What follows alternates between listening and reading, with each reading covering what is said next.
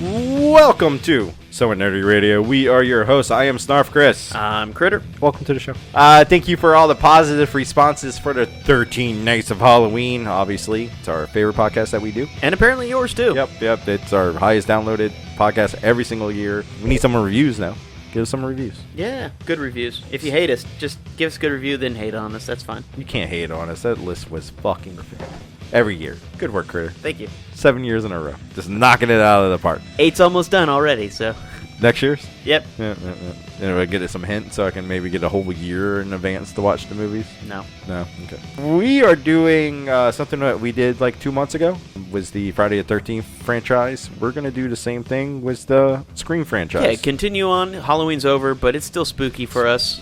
Spooky season's year round. I mean, almost every month that we kind of do something horror related or horror movie related anyway. So it's the majority of what I watch. Yeah, it is. So yeah, I think it's and if you've listened to the podcast from Volume 1 to Volume 2, you know that Scream, it holds a special place in our heart. For sure. And I think most people our age, Scream is, some people, it's their introduction to horror. That's true. Yeah. That's true. And a lot of people, back in the day, you would probably call this elevated horror. That's also It's actually true. Yeah. It was different from the things that were coming out. It was at the meta, time. for sure. Meta. It was before meta was meta. Elevated horror is a word I also fucking can't stand. Well, and Scream tackles that. So yes, they do. I do love that about Scream. No matter what you think, what you think about horror, Scream tackles it. So and they continue to do it, surprisingly. So well. As the genres change, horror changes, Scream kind of just adapts itself to make fun and understand all the things and also that are just happening. make just baller movies. Yes.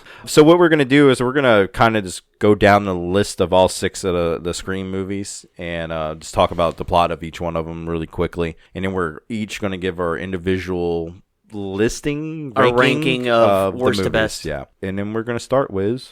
Of course, Scream 1 from 1996. This is the OG. Yeah. This was a... if you remember 1996, I was 13 when this movie came out. But I remember the marketing for this movie. Really? So what do you remember? I was just pretty pumped up for this movie. Whenever the marketing was coming in, it was a lot of Drew Barrymore, which is, people forget that she was even in this movie, in this franchise. But she's the first kill. Yeah, she leads it off. She's the second kill in the movie. Technically in the franchise. But I remember them advertising the hell out of Drew Barrymore. And I went and seen this in theaters. Okay. So my dad originally took me to go see this in theaters, and I kind of been in love with this franchise ever since. Yeah, first time I saw it, I didn't see it in theaters. Right. I remember I was at my friend's house, my next door neighbor. We watched it, and I was like, "Man, this is awesome." Yeah. And I think it's in general because I like whodunits. Yeah. I mean, even when I was a kid, I was reading Agatha Christie books, so like. I mean, they're super short whodunit books, but I like the twists and turns, and that has grown with me my entire life. I like the guessing who it is. I like being wrong. I like being right. It's just fascinating. Trying to figure out the end of the movie. And then, you go back and try to figure out the clues, and yeah, they're there, but sometimes I feel like they're just not real. And we've talked about this on the podcast. This is Scream 1. Particularly, is a movie that I wish I can go back in time and watch again for the first time. I agree. Without knowing the killers, without knowing the hints that they give throughout the movie. I think about that every time I rewatch this franchise, and I rewatch this franchise a lot. Quite a bit. Yeah, I do too. It's actually, as much as I love Jason Voorhees, and the Scream movies are all good. I agree. Yeah.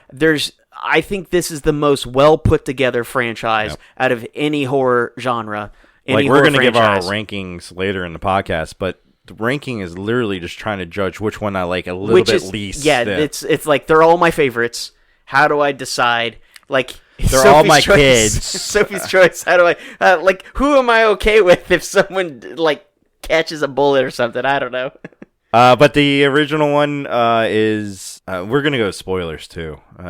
So I'm fine with that. If you haven't seen any of the Scream movies, we're going to ruin probably all of them for you. So stop this podcast, go watch all 6 of the movies. And if you haven't seen them, get off your ass. Yeah, and shame watch on you. These. But the 2 killers that happened, Stu and Billy Loomis, Skeet Ulrich, and Matthew Lillard. Yeah, perfect fucking killers. Oh.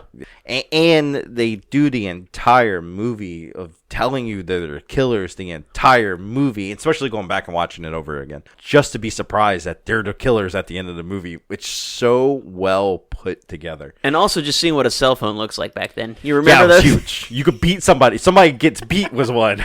Oh, man. And they talk about cloning cell phones back in 1996. Like, do you think it could have been cloned? I'm like, I don't know how to do that now. And you have teenage kids figuring out how to clone shit? Yeah. Get out of here. That's shenanigans. They had the Zach Morris phones back then. No. They were smaller. They were the ones that looked like the Motorola with the bottom that flipped into it. Yeah. Zach Morris phones. Love that you knew exactly what I was talking about. And I knew you were wrong. I also loved the voice changer. I remember the voice changer. Yeah. It was basically Talkboy all over again for me. Because they just talk, and they had the guy that does the voice, I forget his name. He's done the voice in all of them. And all of them. Yeah. Hold on.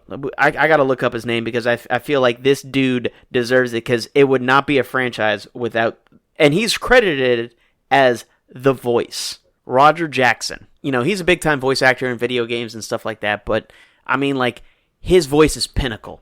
Like, and it's perfect. And I remember, like, my friend had the voice changer, and it didn't do it. You didn't sound like Roger Jackson. Like that dude. Yeah, I was like, man, I thought I'd have a sweet-ass voice. No, still my stupid-ass high-pitched voice, but more robotic sounding. It's stupid. I hate it. I wasted money. I dressed it up as Ghostface in 97. Dude, I remember 98. Ghostface was a normal costume before this came out, and then the price skyrocketed, which I loved about the movie. I had a knockoff one where it was green and it glue in the dark. Which is just the stab thing, which is even better. Yes, so they capture that. I do remember that this Ghostface was like a normal costume. Yep. And I do like how in 1996 in the original Scream movie, they talked about you could pick this up anywhere. And you could have, because that was just like and that was one of the genius of making the killer something we all seen before this movie. Younger people will not know this, but if you are in your upper 30s, close to 40, you will know that this was a costume that was just readily available before Scream. It was like you could get it at Walgreens. This was a last-minute pickup type of thing, and this was beautiful how they did it. Yep. First movie, classic. It's unbeatable. It would be on my list of favorite movies of all time. Oh yeah, easily. When we finally get around to doing our favorite movies, this will be in my top 10. Scream 2 came out in 1997. It got more meta. Boom, boom, boom. Yeah. Right after, it was Neve Campbell again as Sidney Prescott in college. She's a little wiser, a little bit tougher. But in the movie universe, they are making movies about what happened in the first one in a franchise called Stab. Which is crazy. That's a through line that happens throughout the entire movies. The rest of the movies is about Stab. Things that happen in the Stab, which is just their real lives on film, played by famous actors in those movies. It's great. So this is where she's in college. She's with Jerry O'Connell, which I like. It's her boyfriend. To me, it felt like it was years. It felt like years because she felt like super more mature, and she felt more like it was noticeably more badass as soon as you saw her. Like she was no more bullshit, no more like she was a little bit naive in the first one. She's still a badass, but she was a little bit naive in the beginning. Like I'm just a teenage girl. Now she's like, now I'm a college age girl. Fuck you. Try something. And you got Timothy Olyphant in there. I feel like I screw up his name. I love that guy. I like that guy too. But I screw up his name every time. The killers kind of come out of nowhere. So this is kind of when they established that the killers could be anybody. Yeah, and that's kind of literally anybody. And the beautiful thing is like now they're just studying in the second one. They're studying movies. They talk about sequels. In the opening scene of them talking about, like, oh, what sequel is better than the original? And they, of course, talk about Terminator 2 and The Godfather Part 2 and things like that. Meanwhile, they're filming a sequel. Just meta. Of course, you get the killers come out, Scream happens, Scream people die. You get your killer reveal for a really dumb reason. Again, it's his motive. It's not about the movie. Now it's about the trial. So... I like that. And he goes, I'm going to do this, and it's going to make me super popular. Everybody has this weird thing to want to be, influencers before influencers were influencers. And then you had the introduction to Billy Loomis's mom, who was a straight-up psychopath. Yes. Like, Apparently, the whole family is psychopath. Yeah, except maybe the dad. We'll see. We'll see what 7 holds. So, moving right along, once we discover who the killers were, Timothy Oliphant and Billy Loomis's mom, we move on to Scream 3 and the year 2000. This one takes place in Hollywood. They're filming Stab 3. They lost the original characters. They recast Sidney Prescott, recast a couple people. They made Dewey. Dewey, which is played by David Arquette, which we haven't mentioned yet. Oh, well, that's a shame because I love Dewey. Dewey was such Dewey's a great great character in the series. But in the first one, he seemed kind of hapless, which was not fair because he definitely, everybody was felt like Dewey was kind of low in the totem pole, but he was in it. Surprised I haven't mentioned David Arquette, him being a friend of mine and everything. Yeah, I'm actually kind of surprised too. Let's get him on the phone. Call him right now. I'll call him right now. He probably wouldn't answer. He's a real busy guy, Yeah, he's too busy. But yes, this one takes place in Hollywood. It's cool because they're in Hollywood, dealing with very old school Hollywood, making a horror movie on sound sets that have the town that they're from, Westboro. Yeah. Yeah, and David Arquette's a advisor, security person too. And the great thing about David Arquette's character Dewey is that he is constantly suffering from his injuries from prior movies. Yeah. And in the third one, he's a little bit more healed than he was in 2, but it feels like the second when he got really you thought he was dead in the second one because that one was bad. Maybe the Stab healed him a little bit because they recut it so they could make him heal better or something. I don't know. It's kind of like dry needling. He dry needled his spine a little bit with a knife. And that kind of goes with the ongoing thing with all these movies. Everybody in these movies gets stabbed shit ton. Oh yeah. I have had a splinter and couldn't walk in my hand for 3 days. You sliced your finger almost off. Yeah, I almost cut my finger off, and I felt like I handled it pretty well, but it still. And I got no gore warning or anything. He just sends me a picture of his cut open finger, and I'm thinking, oh shit, he needs help. I needed to get you to the hospital or something because I'm thinking you're bleeding to death at your house yourself. I straight up just I did a thing, like people buying a house. Yeah. I did a thing. So Scream 3, Dewey's kind of the main person in this. You got Courtney Cox's what the hell hair. I don't know what was going on with that. I met Courtney Cox. I forgot that I met Courtney Cox at Lambert's restaurant in Alabama, home of the throwing rolls, where they throw the rolls at you. Right. I met Courtney Cox there when I was 10 years old. That's weird. Yeah, it is weird. And then I hung out with David Arquette, 30 years later. Yeah. They're not married anymore, but they weren't married then when you hung out with David Arquette. I wasn't. But they were. In 3, that's when they actually got married.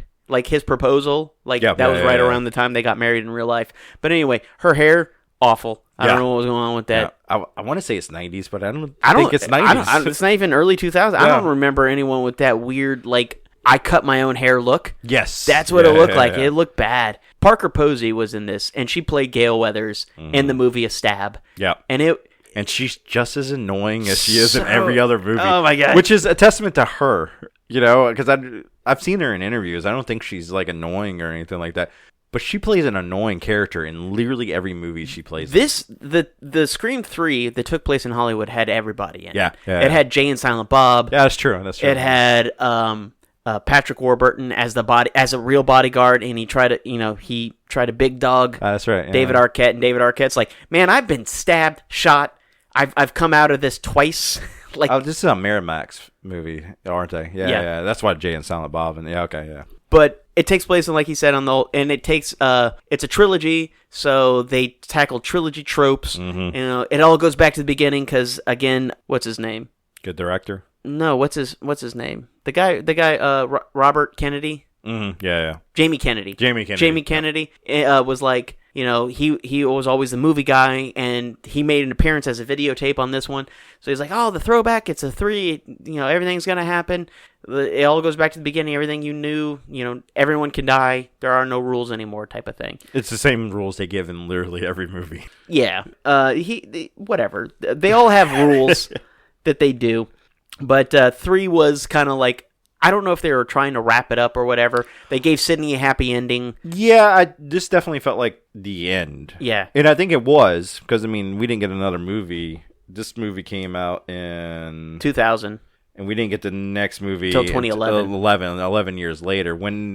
in 2011 was Scream 4. That's when everything was getting rebooted or remade, and they were smart enough not to remake the movie, just to continue the story. And they tackled that. Yes, they did. Yeah. So this is the same time that Texas Chainsaw Massacre and Friday the 13th, and when the Michael Bay era of remake horror movies were coming out, and they were smart. They just continued the story. Yep, and then they threw in the original characters for good measure. Yep. Nev Campbell came back. Legacy character. We'll tackle that in 5. So they came back. You had some new things. They had the Stabathon at that point. Yep. You know, they had... Stab is like, in this universe, it came into like a cult following. And they in the very beginning had that weird fake beginning where it was Stab, and then it was Stab 5. No, it's Stab 6, because then it had... What's her name? Anna Pacquiao, and then Kristen Bell. Yep. And Kristen Bell stabbed Anna Pacquiao because she's like, "You always talk during the movie." Yes. I mean, it's I forget that's the opening of the movie. Yeah. And it's funny, and then it's like, that's Stab 6, and then Stab 8's completely off the rails, and they tackle that, but it's, again, I know this is low on a lot of people's list because people do view it in the same view of reboots, and it kind of is. But they definitely managed to tackle it in a way that's it's fresh and not lame. As we said at the beginning of the podcast, this is low on a lot of people's lists, including mine. But this is still Scream. Yeah. This is still good. The kills are good. Ghostface is always good. The thing this movie lacks is the killer. They're just not intimidating, because when you see the killers, you get it's two tiny girls. No, it's one of the Culkins. I forget which one. Yeah. Not the one from Succession, the other Culkin. Yeah. And then, what's her face from... What's her face? See, forgettable killers. Well, no. I'm trying to remember. She was on some Nickelodeon show. Okay, yeah. That's it, Emma Roberts. Yeah. And she was a Nickelodeon star from... Emma Roberts? Yeah. Hold on. From a show called Unfabulous on Nickelodeon. Sure. Well, I just remember her from early, like, Nickelodeon stuff. Because she just kind of started popping up, and now she's like playing in like rom-coms and slasher movies and all kinds of other stuff. It's just really kind of strange seeing her. So she's a killer. She's a petite girl, and then you have Rory Culkin. Also like kind of meek in the movie. So you're just kind of like, this dude is a straight up like brutal killer. And the thing is about this one, it's very. They're making their own. They're making the movie from the perspective of the killer, so that's their whole take on this. They're filming it, and are they taping it? Yeah, and they're brazen. They're attacking in like in groups and big parties while people are still there with video cameras around and taunting people with cameras. It's pretty brutal. Mm-hmm. Yeah, it is. And then they take on Nev Campbell, knowing that she survived this 3 other times. Yeah. And then we go into the more modern ones. This one came out, Scream, which I hate that it's called Scream. It's Scream 5. We're going to call it what it is, and everybody knows what it is. Came out in 2022. 2022. So it's more recent, but then it's... You get a whole new cast of characters. And then you have your legacy characters, as they call them in the movie. They address that. Come back. So good. Oh, we forgot to talk about David Arquette again, and I don't mean to do this because David Arquette and it's kind of a main character. And 4, he's sheriff now. Oh yeah, that's right. And this is the only time he wasn't really hurt until the end in 4. So now back to 5. Now he's this kind of grizzled, kind of like, I gave up on life. I'm no longer with Courtney Cox in real life and in the movies. Yeah. I mean, but he's that kind of like salty guy that these people, after the attack, this girl gets attacked in the beginning. It's Jenna Ortega. Which before she got famous, this was before Wednesday and stuff like that, and then like she kind of got it big, definitely between this movie and the next movie. Yeah. So she's like the first girl in the movie, and then she doesn't die. But she doesn't die. It's like a luring thing to get the main character who has the name Samantha Carpenter. There you go. There's another one of their things. John Carpenter. I love how they do that in all these slasher movies. They just love each other. A lot of love between them. This movie, hate. I don't know what it is. This movie also introduces the twins. Oh, yeah, the twins. which are Randy's nephews and niece. Yep. Randy is played by Jamie Kennedy. Jamie Kennedy in the first 2 or 3 movies. But the niece is a movie fanatic, a horror fanatic. Yeah. So it's the same kind of thing. She can call Loves all the elevated movies. horror. She's the one that I feel like possibly mainstream the term requel. Yeah. Where they have the legacy characters, which would be David Arquette, Courtney Cox, Nev Campbell, and they bring them back and saying that, like, oh, they could be the killers now, like all that kind of crap, And it's like, again, the whodunits and everything. And I love David Arquette in this movie. He's like, how long have you known this guy? When Sam shows up with Randy Quaid's son, I forget, Dennis Quaid. Dennis Quaid. And he's like... Jack Quaid. Jack Quaid, I'm sorry. Not Randy Quaid. He's in The Dennis Boys. Quaid, yeah. He's like, how long have you... Oh, a couple months. It's him. It's him. It's him. Like, get away from him. Spoiler, it was him. And he's like, he got it on the first try. This also, like I said, the twins, but the boy in the group, Chad, he's my favorite character in all the Scream movies. He's awesome. He's like super positive. He's that funny. stereotypical jock, but nice, not an asshole. And he's also fearful. Yes. Like that girl's like, let's go up to the room. He goes, no. He goes, I'm 90% sure it's not you, but I'm not 100%, so I'm not going anywhere with you. This movie also has Skeet Ulrich show back up in the movie as like a vision of his daughters. Yeah, and they de-aged him to look like he did in Scream 1, but he doesn't look much different from that. He looks quite a bit older. He looks even older, from the obviously. de-aging. Yeah. But it's still, I mean... Yeah, it's fine. It's like Kmart version of Johnny Depp. Wow. Wow. But this movie has some brutal kills. It's like your modern horror movie kills, so we've gotten a lot more brutal, I guess, mostly because we're all desensitized. And not to forget, David Arquette has the best. He gets killed the best. He does, other than the person that kills him is a 100-pound girl. Yeah, don't believe it. Don't believe it at all. I mean, she literally picks him up with 2 bleeds. Like, and guts in the stomach and guts him. But David Arquette does die in this one, which is probably the only problem I really have with this movie. But it's so good. These are 2 movies. We watched this movie right when it came out. Well, I saw it in theaters. Yeah, and right when with it came my buddy out Grayson, on, and then I made you watch it with me again. And just recently, I went and watched all of them again, and I realized how much I really enjoyed this movie. And then this year, Scream 6 came out, and just again rapid fire. And this one, I feel like you weren't thinking it was going to be good. So I think when it got announced and Nev Campbell was all the controversy that happened was that they didn't want to pay Nev Campbell to come back, or they didn't want to pay her what she was worth, she assumed, or thinks, to come back and redo the role. So my instant thought was, well, no Nev Campbell, no Scream. Mm-hmm. Like, if she's not in the movie, then I don't really need to see a Scream movie without her in it. Well, and really this actual storyline really shows that she doesn't need to be in it. Yeah, she doesn't need to be in it. And it's not that I don't want her back in it. Yeah, and I would imagine she probably will come back eventually and everything like that. But this movie, after watching it, and I just watched it recently, didn't need her at all. Yeah, because the villainy, the storyline, and now this becomes revenge. Yeah. This is now a revenge thing, which they've never really done. No, this one, the killers are a different motivation than... Other than maybe Billy Loomis's mom in the second movie was kind of revenge. Right. But this one, the whole movie's based off of revenge. What happened in the previous movie. Yeah, and directly to 5. So now it's like it's kind of its own thing. Sam is now the new Sydney. Yep. And... Which might be kind of psychopath. I mean, it's being... Not kind of. She is a psychopath. She's on medicine. But in the best way. I mean, I would definitely, like... Right, her and your next girl, those would be the ones I want on my team. Yeah. Or I want to be on their team, I should say.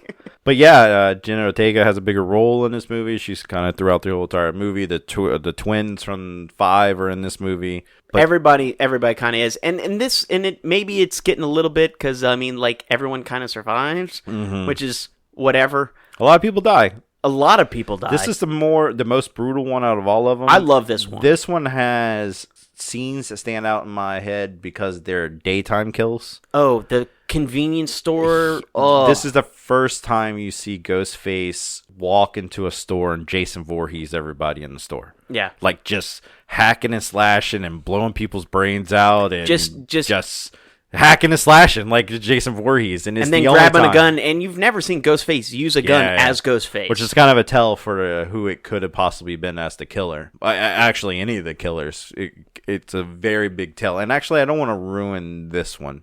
This is the newest movie that's came out, so I don't want to talk about the killers in this one. Okay. All right, well, and I think this one's worth watching if you haven't seen it, especially since the movie came out this year. All the other ones have came out already. So before we get into ranking, I want to say one more thing about 6. What I really loved about 6 was the subway scene. Because they're riding the subway, and it's not for a reason that it adds to the story. Is that it takes place during Halloween and everybody's in costume, and just looking around in those scenes. There's like 4 or 5 ghost faces in that scene. Ghostface, there's Jason, there's Freddy, there's Pinhead, there's the Babadook, there's a taxi driver, but the more you look, the more you see. It's like, it's so fun to actually watch that scene over and over and over, because you'll see new villains every time, or new movie things, and you're like, oh man, I love seeing all this stuff. And I was like, man, I'd love to go to a Halloween costume party where everybody dressed like that. Yep. Not as a slutty Freddy or... I mean, I'd be down for that. Yeah, I'm cool with that too. But yeah, 6... is and they announced number 7. This is writer's strike. I'm sure it will be 3, 4, 5, 6, 7, 8 years from now or something. But I mean, well, it's a slasher movie. The only reason why there's ever gaps is because they feel like they ran its course. They bled it dry. Yeah, and they're wrong. They're always wrong about slasher franchises. They can always keep going. Whenever you think you're done, you're gonna have haters, no matter what. But just keep going. But push through. The number 5 and number 6 really proved that they can literally do anything with Scream. Yep. Like, they can literally kill all the cast, have a whole new set of cast that has a loose basis to somebody that was in a background character in number 1, and then they can base the whole entire franchise off that. Yeah. Which is kind of genius. They make the movies forever. In a world where no one knows what movies are coming out during the week, where your movie future is bleak and uncertain, comes Future Flicks with Billiam. Hi, I'm Billiam. On my show, I go over every movie that's coming out during the week so you don't miss a thing. I have a pick of the week so you will know which movie you just have to see, and I also go over news and trailers that caught my eye. So check out Future Flicks with Billiam each week on the Somewhat Nerdy Podcast Network. Listen and subscribe on iTunes, SoundCloud, Stitcher, Google Play, and any podcast listening app. I'll see you in the future. So we're going to go ahead and give our ranking, since you hopefully seen all these movies before. And if you haven't, if I had to guess, you probably haven't seen 4, 5, and 6 recently. Rewatch those. Well, you may have not seen 5 and 6 at all, but definitely check those out if you think they're not worth your time. I promise you they're worth your time. So let's get ahead into our ranking, and we're doing from worst to best. Mm-hmm. And when I say worst, I just mean our least favorite, because they're all good. These are all good. I like all these movies. It's like picking your favorite kid. Yeah, I do have a favorite kid. I was like, which you don't do, but we're about to do right now. Okay, fantastic. You go ahead. It was your number 6. All right, so at the bottom of my list, and I know this is controversial for you, Chris, it's Scream 3. Yeah, that's pretty dumb. And the only reason why... You're not wrong there. Only reason why I put Scream 3 at the bottom was because the acting of everybody else in this movie it's pretty bad. Is bad. Yeah. I mean, not from the main people from Scream 2 and 1, they're fine.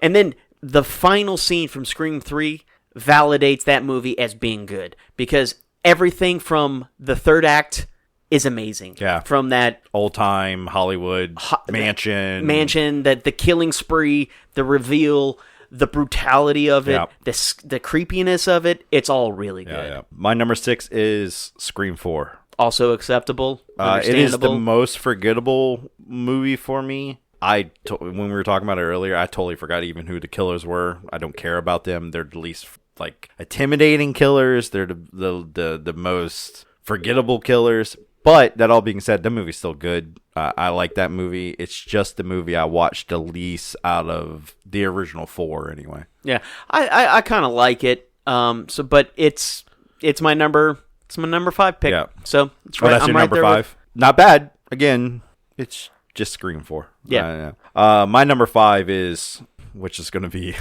controversial, Scream 2. Absolutely dog shit placement, but yeah. I want to know your reasoning for placing it so low. I like that movie. Jerry O'Connell's in it. Chris O'Connell? Jerry O'Connell? Jerry, yeah. Which I really like. There's just something about that movie. It's the one I usually, like, I'll put it on for background noise. I like the movie. It's good. It's fucking awesome. It's just amazing kills. It's really when we start to see the Stab franchise and the fucked upness of just that, the college town killing stuff, which is right up my alley of horror movies. I love, sorority and fraternity murders and stuff like that. It's just where it falls on the list. Wow, so no real strong... There's no real reason. Okay. Other than the other movies on this list, I like more than this movie. Okay. Interesting take. I do disagree with that, but it is what it is. All right. What's your number 4 then? Scream 5. Okay, that's not my number 4 as well. Okay. Yeah. Scream 5 is... I forgot how much I literally enjoy that movie until I rewatched it recently to do this podcast. Yeah. It is so good. And the problem with this pick and the next 2 picks, all of these could probably be interchangeable at any time. I could probably change this order up, other than the first one, number 1 pick. These movies can just probably be interchangeable. It is really cool, like, the reveal, like, you're in Stu Macher's house, and then, like, it does that kind of long draw out camera move, and it's like, what? I love seeing the house. Yeah, when they're in it, the boyfriend and that's the killer, and this one was the 100-pound girl that's not believable at all as a killer. But well, I believe her as a killer, just lifting David Arquette up with 2 knives through his abdomen. Yeah, she also takes on Neve Campbell and Courtney Cox. One's been shot, one's been stabbed at the end of the movie. But this is Neve Campbell established badassery. Yeah. Like, she takes on both of them. And she also does get caught on fire. I mean, she's beaten up pretty and shot badly. A couple of times. It's not good for her. But this is when they announced this movie is when I was like, do we really need more Scream movies? And then I watched this movie with you, and I was like, all right, I'm down for more Scream movies. I mean, and Jack Quaid's reveal, him as a psychopath, was a lot of fun. He's such a good actor. Yeah, he really is. And he's likable, even as a psychopath. You he has that maybe that's what it was. He had that Matthew Lillard kind of vibe. You like him, but he's, like, bad. Yeah. But you're like, no, he's a bad guy, but I don't know. He's still kind of cool. But this is really where you see Sam Carpenter's brutality when she's stabbing him and he's like crying. He's like, "What about my movie?" And no mercy with her. Fuck your movie, and slits his throat.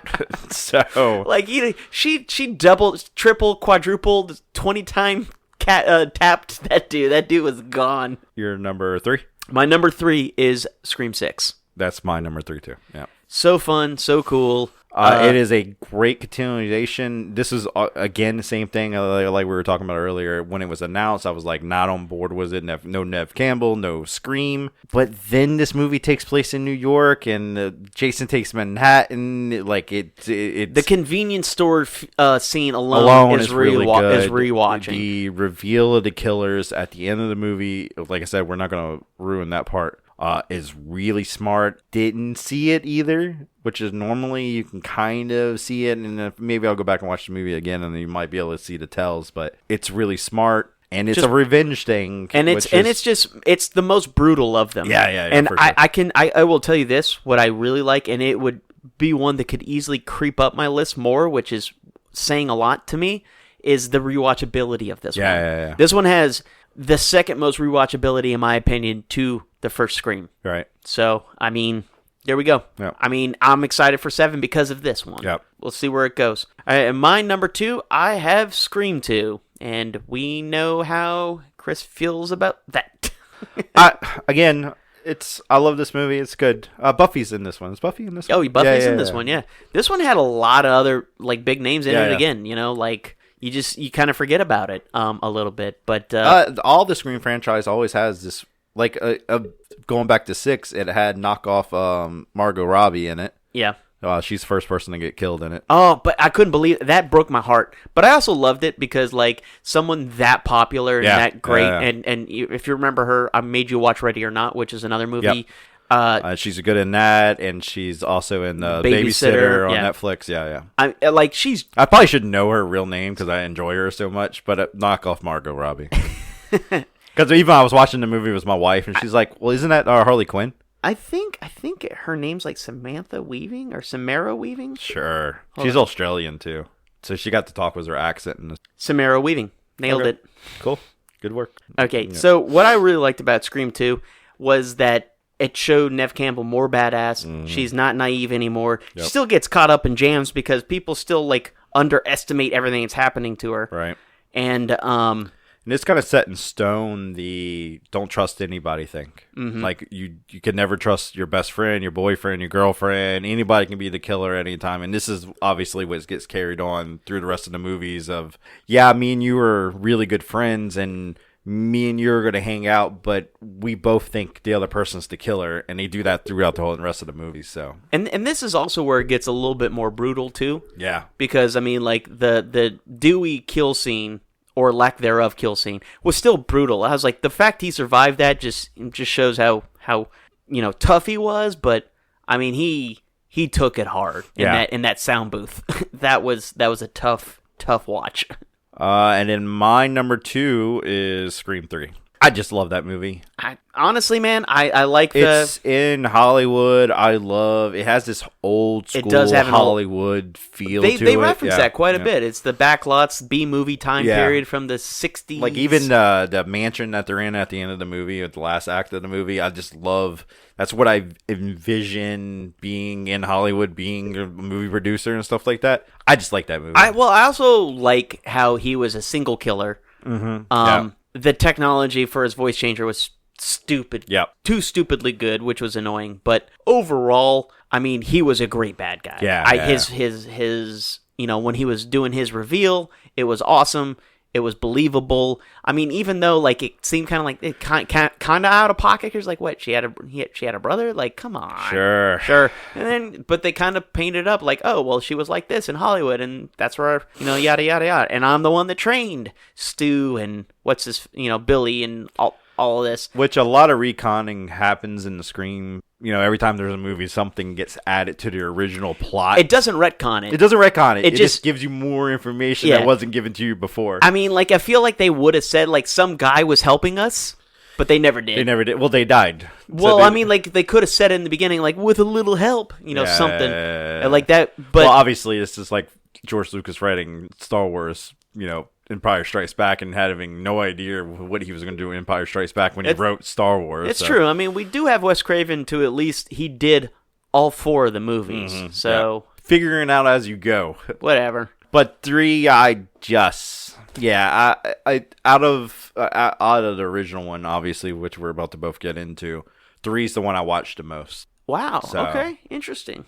2, I loosely kind of fast forward through, or I'd put it on the background. But 3, I loosely pay attention to, just like number 1. I don't know. Like, the last scene is kind of like all I really care about in 3. Oh, I've never just started it from that scene, but that's where I'm really peaked. And then both are number 1s. Pretty obviously. Here, yeah. Scream, original, 1996. It's the OG, like I said earlier. It's been imitated so many times. A movie, when you watch another movie, you go, that was Scream. Yeah. Like it's Scream. It became an instant cult classic without even being out long. Yeah.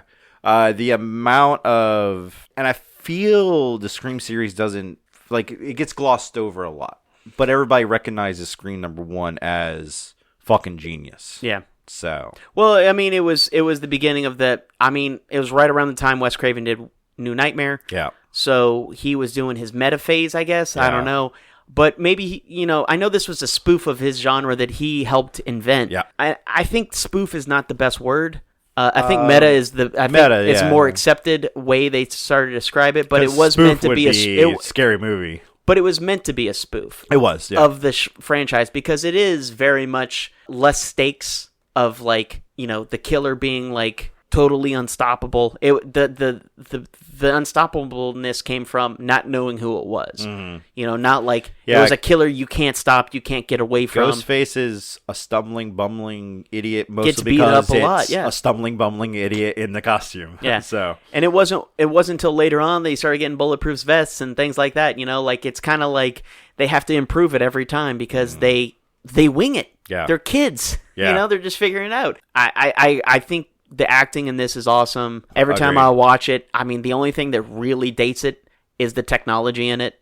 Other than that, Yeah, they have tapes still in this movie. the cell phones, Bad cell phones. the computer, like oh yeah. she dialed 911 by AIM. Was that a thing? I'm No, sure it was. I don't but- know. Maybe I don't know.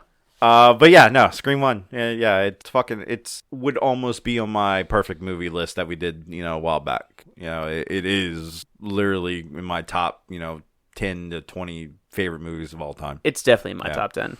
Which my top 10 has got to be like 100 movies. I really need to make a top 10. Yeah, we actually need to make a list of. And I'm going to be like, this is it. This is what it's going to be. Top 10, 30 movies. Yeah, because I think it surprises people how much I like movies, and like when I talk about my favorite movies, like, really, those are your favorite movies? I'm like, oh yeah. Yeah. They're like, I would have never guessed that you just like the stereotypical like favorite movies. I'm like, oh yeah. They're good. Like, yeah, just because I like movies doesn't mean I'm deep thinking all the time. All right, well, that has been our podcast. Thank you for checking out our ranking of the Scream movies. Let us know. It's pretty hard to disagree with this list now. I mean, it's rearranging these movies in any order is probably right.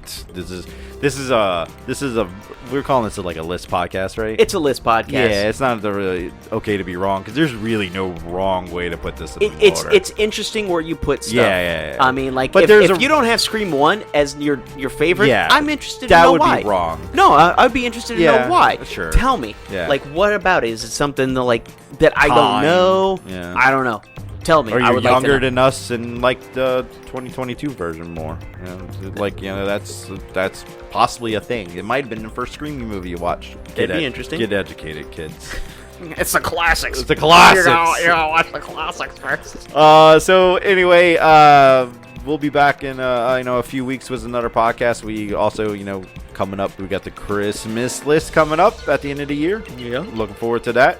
We also got another double feature coming up here probably in the next couple of podcasts. So if you want to send us some movies to watch on the double feature, let us know. Yeah, well, that's always fun. I feel like we always try to outdo each other on weirdness. 100% my next double feature is gonna be bad. You told me that, Yeah. and I'm not excited for it. Prepare yourself. Ugh. So anyway, go follow us on Facebook, Twitter, Instagram, all the other social media websites that we are on. We are on every single podcast app out there, I'm pretty sure. So leave us hearts, hugs, thumbs Subscribe, up, like 10, it, subscribe, just listen to it. share it with your friends. If you're at work, just Put it on. Put it on. Mute your computer. If you don't have speakers on your computer, who cares? Just play it. Yeah. Load us down. Yeah, I love it. Thank you. Thank y'all. We have been your hosts. I am Snarf Chris. I'm Critter. And good journey, nerds. Good journey,